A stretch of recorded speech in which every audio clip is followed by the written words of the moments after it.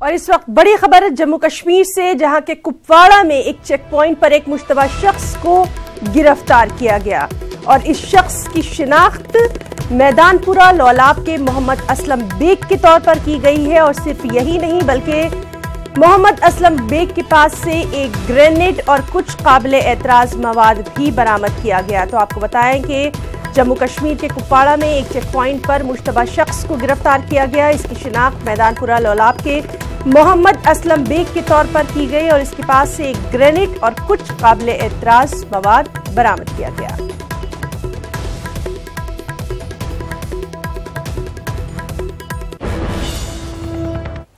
शिवसेना ने एक मरतबा फिर मरकजी और महाराष्ट्र हुकूमत दोनों को तनकीद का निशाना बनाया। शिवसेना के तर्जुमान अखबार सामना के इदारिया में सवाल किया गया कि मरकज और फडणवीस हुकूमत लोकसभा इंतखाबात से ऐन कबल फलाही स्कीमों का ऐलान आखिर क्यों कर रही है।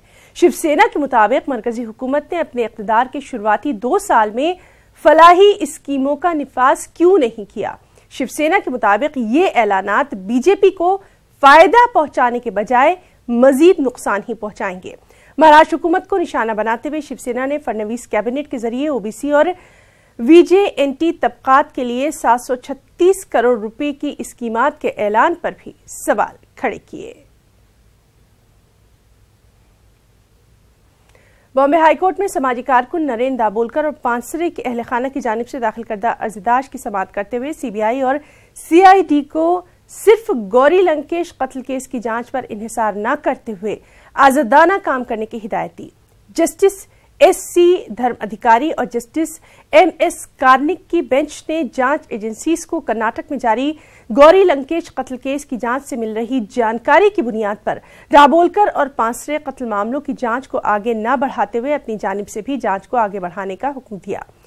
इस मौके पर हाईकोर्ट ने कर्नाटक पुलिस की तारीफ करते हुए महाराष्ट्र पुलिस की जांच में सुस्ती को लेकर सरजनिश भी जताई। सीबीआई के स्पेशल डायरेक्टर राकेश अस्थाना की भी छुट्टी हो गई है। राकेश अस्थाना के साथ दीगर 3 officers joint director A K. Sharma, DIG M K. Sinha और जे नाइकनवरे का भी तबादला कर दिया गया। गुज़िश्ता दिनों ही आलोक वर्मा को सीबीआई के डायरेक्टर के ओहदे से हटाया गया था। सीबीआई के नए डायरेक्टर की तकर्रुरी के लिए 24 जनवरी को सिलेक्शन कमेटी की अहम मीटिंग मुनक्किद होना है। और सिर्फ यही नहीं बल्कि आज योगी कैबिनेट की भी अहम मीटिंग होनी है। इसमें कई अहम तजावीज़ात पर मुहर लगने की उम्मीद की जा रही है। आला ज़ात के लिए 10% रिजर्वेशन को रियासत में लागू करने की भी तजवीज़ काबीना में आ सकती है। सुबह होने वाली मीटिंग पर सभी की नजरें हैं। गुजरात और उत्तराखंड में आला ज़ात के लिए रिजर्वेशन की सहूलत पहले ही दी जा चुकी है। यूपी में भी जल्द रिजर्वेशन लागू किया जा सकता है।